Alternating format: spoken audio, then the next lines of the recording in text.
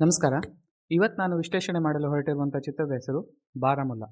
ಮಾನವ್ ಕೌಲ್ ಹಾಗೂ ಭಾಷಾ ಸಂಗ್ಲಿ ಅವರು ಪ್ರಮುಖ ಪಾತ್ರದಲ್ಲಿ ಅಭಿನಯಿಸಿರುವಂಥ ಈ ಚಿತ್ರಕ್ಕೆ ಆದಿತ್ಯ ಜಂಬಾಲೆ ಅವರು ಆಕ್ಷನ್ ಕಟ್ ಹೇಳಿದ್ದಾರೆ. ಬನ್ನಿ ಈ ಚಿತ್ರ ಹೇಗಿದೆ ಅಂತ ನೋಡೋಣ.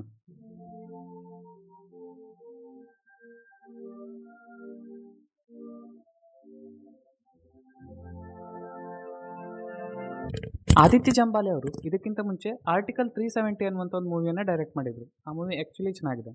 ಮತ್ತು ಈ ಚಿತ್ರದ ಪ್ರೊಡ್ಯೂಸರ್ ಆಗಿರುವಂಥ ಆದಿತ್ಯ ಧರ್ ಅವರು ಇದಕ್ಕಿಂತ ಮುಂಚೆ ಉರಿ ಸರ್ಜಿಕಲ್ ಸ್ಟ್ರೈಕ್ ಅನ್ನುವಂಥ ಒಂದು ಮೂವಿಯನ್ನು ಮಾಡಿದರು. ಈ ಎರಡು ಚಿತ್ರಗಳೇ ಸಾಕು ಈ ಚಿತ್ರದ ಕ್ವಾಲಿಟಿ ಹೇಗಿರ್ಬೋದು ಅಂತ ನೀವು ತಿಳ್ಕೊಳ್ಬೇಕು.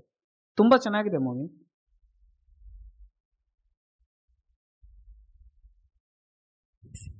ಚಿತ್ರದ ಕಥೆಯ ಬಗ್ಗೆ ಹೇಳ್ಬೇಕಂತ ಹೇಳಿದ್ರೆ ಇದೊಂದು ಸೈಕೊಲಾಜಿಕಲ್ ಹಾರರ್ ಚಿತ್ರ ಇದು. ಅಂದರೆ ಇದರಲ್ಲಿ ಸೈಕಾಲಜಿ ಕೂಡ ತುಂಬ ಇದೆ, ಹಾರರ್ ಎಲಿಮೆಂಟ್ ಅದು ಸಖತ್ತಾಗಿದ್ದಾವೆ. ಸೊ ಚಿತ್ರ ಶುರುವಾಗೋದು ಬಾರಾಮುಲ್ಲಾ ಅನ್ನುವಂಥ ಒಂದು ಜಾಗದಲ್ಲಿ, ಕಾಶ್ಮೀರದಲ್ಲಿದೆ ಅದು ಬಾರಾಮುಲ್ಲಾ ಅಂತ. ಪಾಕಿಸ್ತಾನಕ್ಕೆ ತುಂಬ ಹತ್ತಿರವಾಗಿರುವಂಥ ಜಾಗ. ಎನಿವೆ ಅಲ್ಲಿ ಯಾವತ್ತೂ ಕೂಡ ಆತಂಕವಾದಿಗಳ ಆರ್ಭಟ ನಡೀತಾನೆ ಇರ್ತದೆ.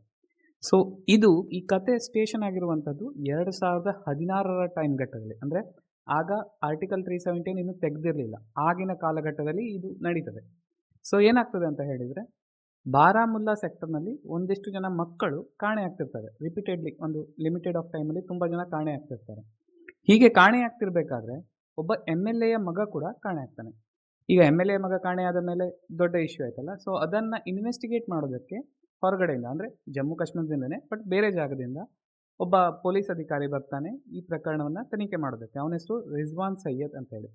ಅವನು ಬರಬೇಕಾದ್ರೆ ಅವನ ಹೆಂಡತಿ ಮಕ್ಕಳು ಎಲ್ಲರನ್ನೂ ಕರ್ಕೊಂಡೇ ಬರ್ತಾನೆ, ಯಾಕಂದರೆ ಅವನ ಪೋಸ್ಟಿಂಗ್ ಆಗಿರ್ತದೆ ಬಾರಾಮುಲ್ಲಾಕ್ಕೆ. ಸೊ ಹಾಗೆ ಬರಬೇಕಾದ್ರೆ ಅವರನ್ನು ಉಳ್ಕೊಳ್ಳೋದಕ್ಕೋಸ್ಕರ ಸರ್ಕಾರದ ಕಡೆಯಿಂದ ಅವರಿಗೊಂದು ಮನೆಯನ್ನು ಕೊಡ್ತಾರೆ. ಆ ಮನೆಯಲ್ಲಿ ಆಲ್ರೆಡಿ ಒಬ್ಬ ಕೇರ್ ಟೇಕರ್ ಇರ್ತಾನೆ. ಅವನು ಆ್ಯಕ್ಚುಲಿ ಮೂಗ, ಅವನಿಗೆ ಮಾತಾಡ್ಲಿಕ್ಕೆ ಬರೋದಿಲ್ಲ. ಹಾಗೆ ಇವ್ರು 4 ಜನ ಆ ಮನೆಯಲ್ಲಿ ವಾಸಿಸಲಿಕ್ಕೆ ಶುರುವಾಗ್ತಾರೆ. ರಿಜ್ವಾನ್ ಸೈಯದ್ ಪಾತ್ರದಲ್ಲಿ ಮಾನವ್ ಕೌಲ್ ಅವರು ನಟಿಸಿದ್ದಾರೆ, ಹಾಗೂ ರಿಜ್ವಾನ್ ಸೈಯದ್ನ ವೈಫ್ ಗುಲ್ನಾರ್ ಸೈಯದ್ ಪಾತ್ರದಲ್ಲಿ ಭಾಷಾ ಸಂಗ್ಲಿ ಅವರು ನಟಿಸಿದ್ದಾರೆ.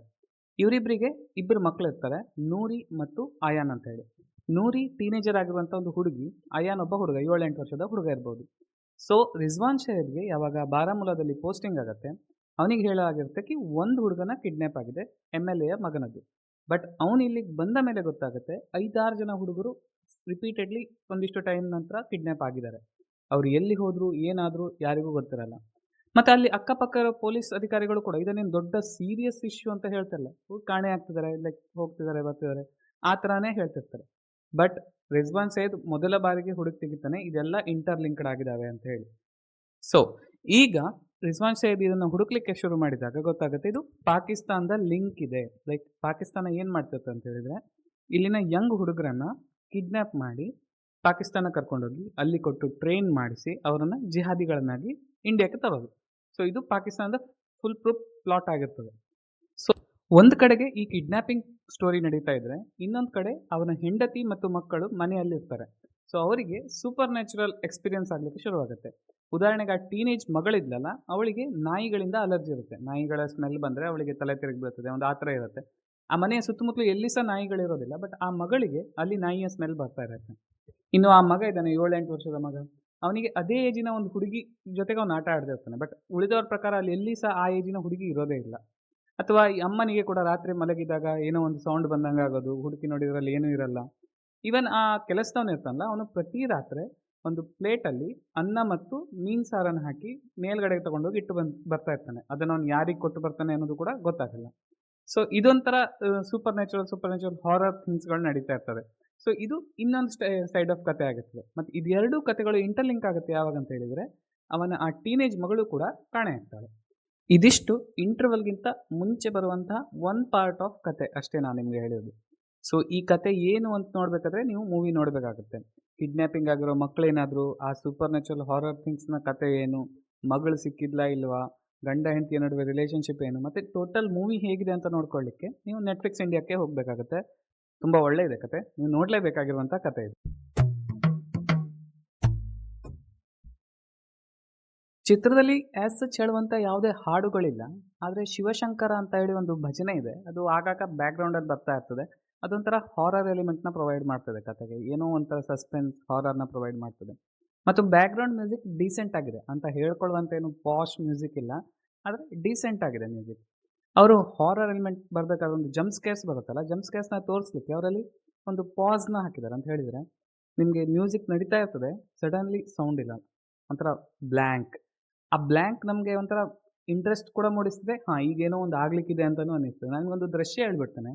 ಚಿತ್ರದ ಆರಂಭದಲ್ಲಿ ಆ ಎಮ್-ಎಲ್-ಎ ಮಗ ಕಿಡ್ನ್ಯಾಪ್ ಆಗ್ತಾನಲ್ಲ, ಅದಕ್ಕಿಂತ ಮುಂಚೆ ಒಂದು ಸೀನ್ ಬರ್ತದೆ. ಒಂದು ಟೂಲಿಪ್ ಗಿಡ, ಅಂದರೆ ಅದು ಕಾಶ್ಮೀರದ ನೇಟಿವ್ ಪ್ಲಾಂಟ್ ಅದು. ಆ ಟೂಲಿಪ್ ಗಿಡವನ್ನು ತೋರಿಸ್ತಾನೇ ಇರ್ತಾರೆ ಇವರು. ಬ್ಯಾಕ್‌ಗ್ರೌಂಡ್ ಒಂಥರ ಝೂಮ್ ಹಾಕಿ ತೋರಿಸ್ತಾನೇ ಇದ್ದಾರೆ, ತೋರಿಸ್ತಾನೇ ಇದ್ದಾರೆ. ಆಗ ಒಂಥರ ಮ್ಯೂಸಿಕ್ ಬರ್ತಾ ಇರ್ತದೆ ಆ್ಯಂಡ್ ಸಡನ್ಲಿ ಆ ಮ್ಯೂಸಿಕ್ ಬಂದಾಗ್ಬಿಡತ್ತೆ. ಆಗ ಆ ಎಮ್-ಎಲ್-ಎ ಮಗ ಬಂದು ಆ ಹೂವನ್ನು ಮುಟ್ತಾನೆ. ಅದೊಂಥರ ಆ ಬ್ಲ್ಯಾಂಕ್ ಇದೆಯಲ್ಲ, ಅದು ಮ್ಯೂಸಿಕಲ್ ಒಂದು ಬ್ಲ್ಯಾಂಕ್ ಬರುತ್ತಲ್ಲ, ಅದು ಸ್ವಲ್ಪ ಚೆನ್ನಾಗಿದೆ. ಅದೊಂಥರ ಭಯ ಹುಟ್ಟಿಸ್ತದೆ ಅಂತ. ಭಯ ನಿಮಗೆ ಸ್ಟಾರ್ಟಿಂಗಲ್ಲಿ ಭಯ ಹುಟ್ಟಿಸೋದಿಲ್ಲ. ಆ್ಯಕ್ಚುಲಿ ಆ ಸೀನಲ್ಲಿ ಭಯ ಹುಟ್ಟಿಸೋಲ್ಲ. ಬಟ್ ನಂತರದಲ್ಲಿ ಅದೇ ರಿಪೀಟ್ ಆಗ್ತಾ ಇರುತ್ತೆ. ಯಾವಾಗೆಲ್ಲ ಟುಲಿಪ್ ಗಿಡಗಳು ಬರ್ತದೆ, ಆ ಟುಲಿಪ್ ಹೂಗಳು ಬರ್ತವೆ, ಅದ್ರ ನಂತರ ಏನೋ ಒಂದು ಕಾಂಡ ಆಗ್ತದೆ ಅಲ್ಲಿ. ಸೊ ಆ ಮ್ಯೂಸಿಕ್ ನನಗೆ ಇಷ್ಟ ಆಯಿತು. ಹಾರರ್ ಮೂವಿಯಲ್ಲಿ ನಾನು ಈ ಥರ ನೋಡಿರಲಿಲ್ಲ ಅಂತ ಅನಿಸ್ತೇನೆ. ಇಲ್ಲಿ ತನಕ ನಾನು ನೋಡಿರಲಿಲ್ಲ. ಚೆನ್ನಾಗಿದೆ ಅದು.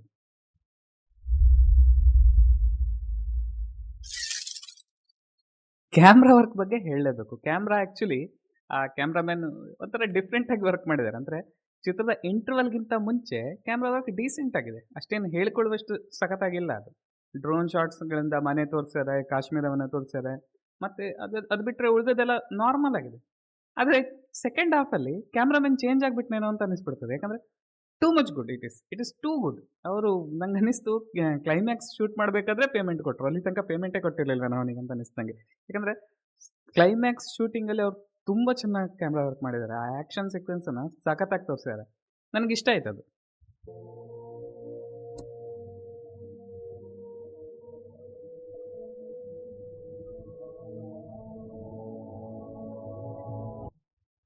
ಚಿತ್ರದ ಫಿಲಾಸಫಿಯ ಬಗ್ಗೆ ಸ್ವಲ್ಪ ಮಾತಾಡೋಣ. ಚಿತ್ರ ಏನು ಹೇಳಲಿಕ್ಕೆ ಹೊರಟಿದೆ ಅಂತ.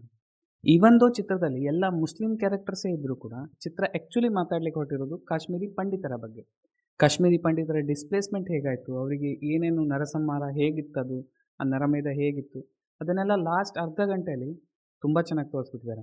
ಆ್ಯಕ್ಚುಲಿ ಆ ಒಂದು ಮನೆಯನ್ನೇ ಅವರು ಕಾಶ್ಮೀರದ ಥರ ಒಂದು ತೋರಿಸಿದ್ದಾರೆ ಅಂತ ಹೇಳಿದರೆ, ನಾನು ಆ್ಯಕ್ಚುಲಿ ಕಾಶ್ಮೀರಕ್ಕೆ ಹೋಗಿದ್ದೆ. ಕಾಶ್ಮೀರಕ್ಕೆ ಹೋದಾಗ ಅಲ್ಲಿಯ ಮನೆಗಳು ಆ್ಯಕ್ಚುಲಿ ಹೀಗೆ ಇರ್ತವೆ, ದೊಡ್ಡ ದೊಡ್ಡದಾಗಿ ಸಿಕ್ಕಾಪಟ್ಟೆ ರೂಮ್ಗಳು, ಸಣ್ಣ ರೂಮ್ಗಳು ತುಂಬ ಇರ್ತವೆ. ಸೊ ಆ ಒಂದು ಮನೆಯನ್ನೇ ಇವರು ಕಾಶ್ಮೀರವನ್ನ ತೋರಿಸಿದ್ದಾರೆ ಮತ್ತು ಕಾಶ್ಮೀರದ ಸಮಸ್ಯೆಯನ್ನು ಆ ಒಂದು ಮನೆಯ ಒಳಗಡೆನೇ ತೋರಿಸ್ತಾರೆ.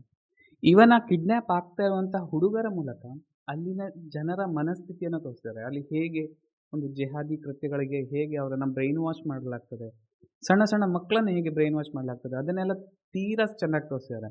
ಮೆಟಫಾರಿಕಲಿ ಅವರು ಸುಮಾರಿಷ್ಟು ವಿಷಯಗಳನ್ನ ಹೇಳಲಿಕ್ಕೆ ಹೊರಟಿದ್ದಾರೆ. ಉದಾಹರಣೆಗೆ ಟೂಲಿಪ್ನ ಗಿಡಗಳು ಆ್ಯಕ್ಚುಲಿ ಕಾಶ್ಮೀರದ ನೇಟಿವ್ ಗಿಡಗಳವು. ಆ ಕಾಶ್ಮೀರದ ನೇಟಿವ್ ಗಿಡಗಳನ್ನು ಅವರು ಕಾಶ್ಮೀರಿ ಪಂಡಿತರಿಗೆ ಮೆಟಫರ್ ಮಾಡಿದ್ದಾರೆ. ಟುಲಿಪಲ್ಲಿ ಕೂಡ ಸುಮಾರಿಷ್ಟು ನಮೂನೆ ಗಿಡಗಳು ಬರ್ತವೆ. ಕೆಂಪು ಹೂವಿನ ಗಿಡಗಳು ಬರ್ತವೆ, ಪಿಂಕ್ ಹೂವಿನ ಗಿಡಗಳು ಬರ್ತವೆ. ಬಟ್ ಇವರು ಬಿಳಿ ಹೂವಿನ ಗಿಡವನ್ನು ಬಳಸ್ಕೊಂಡಿದ್ದಾರೆ. ಬಿಳಿ ಈಸ್ ಈಕ್ವಲ್ ಟು ಶಾಂತಿಯ ಸಂಕೇತ ಅದು. ಸೊ ಅದನ್ನು ಅವರು ಬಳಸಿ ಕಾಶ್ಮೀರ ಪಂಡಿತರ ಜೊತೆ ಮೆಟಫರ್ ಮಾಡಿದ್ದಾರೆ. ಮತ್ತು ಕಿಡ್ನ್ಯಾಪಿಂಗ್ಗಳು ಯಾಕೆ ಆಗ್ತಿದ್ವು, ಕಿಡ್ನ್ಯಾಪಿಂಗ್ಗಳು ಹೇಗೆ ಆಗ್ತಿದ್ವು, ಅದನ್ನೆಲ್ಲ ನೋಡಿದಾಗ ತುಂಬ ಚೆನ್ನಾಗಿದೆ ಅಂತ ಅನಿಸ್ತದೆ ನನಗೆ. ಕಾಶ್ಮೀರಿ ಪಂಡಿತರ ಬಗ್ಗೆ ನಾನು ಬಾಲಿವುಡ್ಡಲ್ಲಿ 4 ಚಿತ್ರಗಳನ್ನು ನೋಡಿದ್ದೇನೆ. ಕಾಶ್ಮೀರ್ ಫೈಲ್ಸ್ ಒಂದು, ಶಿಕಾರ ಒಂದು, ಕಲಿಯುಗ್ ಒಂದು, 4ನೇದು ಇದು ಬಾರಾಮುಲ್ಲಾ. ಈ ನಿಟ್ಟಿನಲ್ಲಿ ನಾವು ನೋಡಿದರೆ ಶಿಕಾರ ಬರ್ಬಾದ್ ಮೂವಿ ಅದು ತೀರಾ ಚೆನ್ನಾಗಿಲ್ಲ. ಸಿಕ್ಕಾಪಟ್ಟೆ ಪ್ರೊಪಗಂಡ ಇದೆ. ಆ್ಯಕ್ಚುಲಿ ಚೆನ್ನಾಗಿಲ್ಲ ಆ ಮೂವಿ. ಅದರ ನಂತರ ಬರೋದು ಕಾಶ್ಮೀರ್ ಫೈಲ್ಸಲ್ಲಿ ಆ್ಯಕ್ಚುಲಿ ಅವರು ಪ್ರಾಮಾಣಿಕವಾಗಿ ಪ್ರಯತ್ನ ಮಾಡಿದರು ಮತ್ತು ಏನಿದೆ ಹೇಗಿದೆ ಅದನ್ನು ಹಾಗೆ ತೋರಿಸಿದ್ರು. ಬಟ್ ಒಂದು ಸಿನಿಮಾ ಅಂತ ನೋಡಿದರೆ ಆ ಸಿನಿಮಾ ಅಷ್ಟು ಚೆನ್ನಾಗಿಲ್ಲ. ಲೈಕ್ ಅದರಲ್ಲಿ ಯಾವುದೇ ರೀತಿಯ ಒಂದು ಶಾರ್ಪ್ ಕಟ್, ಅಪ್ ಡೌನ್ ಏನಿಲ್ಲ ಅದರಲ್ಲಿ. ಸೊ ಒಂಥರ ಕತೆ ಹೇಳಿದ್ದಾರೆ ಅವರು. ಕತೆನ ಎಲ್ಲ ಅವರವ್ರ ಬಾಯಿಂದ ಕತೆ ಹೇಳ್ಕೊಳ್ತಾ ಹೋಗ್ತಾರೆ. ಅದನ್ನು ರೀವಾಚ್ ಮಾಡಲಿಕ್ಕೆ ಅಷ್ಟು ಇಷ್ಟ ಆಗಲ್ಲ. ಅದರ ನಂತರ ಬರೋದು ಕಲಿಯುಗ್ ಚಿತ್ರದಲ್ಲಿ ಕಾಶ್ಮೀರಿ ಪಂಡಿತರು ಕಾಶ್ಮೀರದಿಂದ ಡಿಸ್ಪ್ಲೇಸ್ ಆದ ನಂತರ ಅವರ ಜೀವನ ಹೇಗೆ ನಡೀತು, ಏನೆಲ್ಲ ಅವರು ಕಷ್ಟಪಟ್ಟರು ಅನ್ನೋದನ್ನು ತುಂಬ ಡೀಸೆಂಟಾಗಿ ತೋರಿಸ್ತಾರೆ. ನನಗನ್ನಿಸುತ್ತೆ ಅದು ಆ್ಯಕ್ಚುಲಿ ಒಳ್ಳೆ ಮೂವಿ. ಮತ್ತು ಅದಕ್ಕಿಂತ ಒಳ್ಳೆಯ ಮೂವಿ ಅಂತ ಹೇಳಿದರೆ ಇದು ಬಾರಾಮುಲ್ಲಾ. ಕಾಶ್ಮೀರಿ ಪಂಡಿತರನ್ನು ಇಷ್ಟು ಚೆನ್ನಾಗಿ ಮೂವಿಯಲ್ಲಿ ತೋರಿಸಿದ್ದು ಇದೇ ಮೊದಲ ಮೂವಿ ಅಂತ ನನಗನ್ನಿಸ್ತದೆ.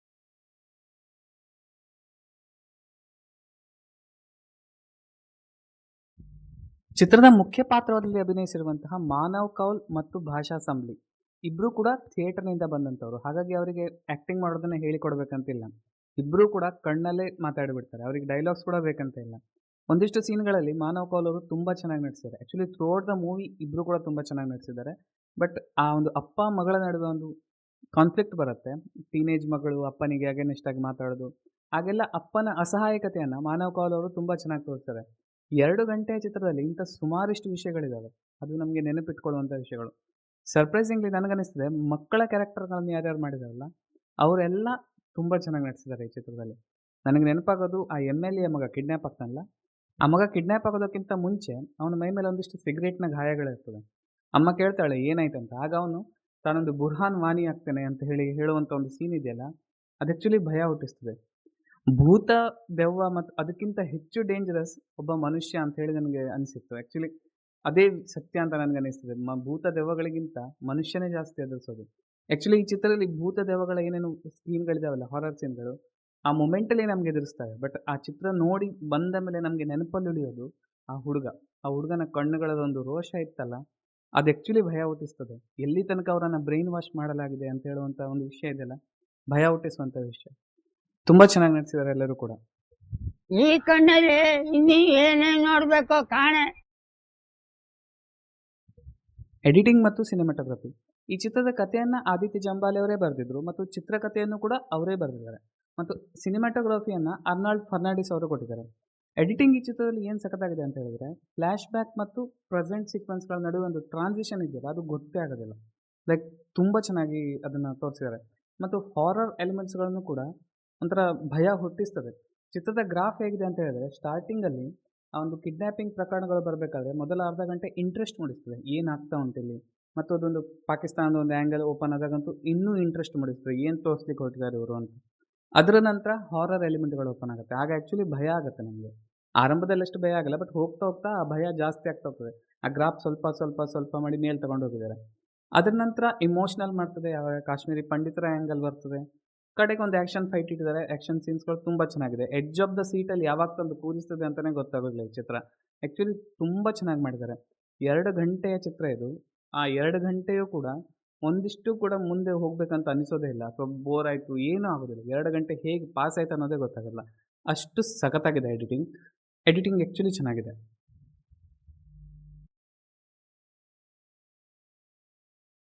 ಒಟ್ಟಾರೆಯಾಗಿ ಹೇಳ್ಬೇಕಂತ ಹೇಳಿದರೆ, ಬಾರಾಮುಲ್ಲಾ ಒಂದು classic movie. Like raincoat, 96 ಆ ರೇಂಜಲ್ಲಿ ಬರುವಂಥ ಒಂದು ಕ್ಲಾಸಿಕ್ ಮೂವಿ. ಮುಂದಿನ ವರ್ಷ ಬಹುಶಃ ಫಿಲ್ಮ್ ಫೇರ್ಸಲ್ಲಿ ಒಂದಿಷ್ಟು ಅವಾರ್ಡ್ಗಳನ್ನು ಈ ಚಿತ್ರ ಬಾಚಿಕೊಳ್ಳಲಿದೆ. ಅಷ್ಟು ಚೆನ್ನಾಗಿದೆ ಮೂವಿ. ಥಿಯೇಟ್ರಲ್ಲಿ ಬಿಡುಗಡೆಯಾಗಿದ್ದರೆ ಬಹುಶಃ ಈ ಚಿತ್ರವನ್ನು ಆಸ್ಕರ್ಗೂ ಕಳಿಸ್ತಿದ್ರೇನೋ, ನನಗನ್ಸಲ್ಲ. But still Oscar deserving movie ಇದು. ತುಂಬ ಚೆನ್ನಾಗಿದೆ. ಟೆಕ್ನಿಕಲ್ ಆಸ್ಪೆಕ್ಟ್ಸ್ಗಳು ಕೂಡ ತುಂಬ ಚೆನ್ನಾಗಿದ್ದಾವೆ. ಮತ್ತು ಹಾರರ್, ಸೈಕಲಾಜಿಕಲ್ ಎಲ್ಲವನ್ನು ಕ್ಲೀನಾಗಿ ತೋರಿಸಿದ್ದಾರೆ. ತುಂಬ ಚೆನ್ನಾಗಿದೆ.